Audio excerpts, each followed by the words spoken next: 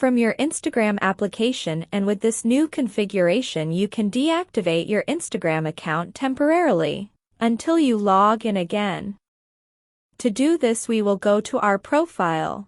Once in the profile, click on the 3 horizontal lines in the top right. These here. To do this, we will see this menu and click on Settings and Privacy, the first option, and in this new Instagram settings, click on Account Center. The first option. To do so will redirect us to the center of accounts, and click on Personal Details in the category of Account Settings, and we will deploy this from here and click on Account Ownership and control, the last option, and then click on Deactivation or Deletion. Then give us to choose the account to deactivate among all that we have started, and choose ours. The next step will be to choose the option to deactivate account. This is the temporary option and we are interested.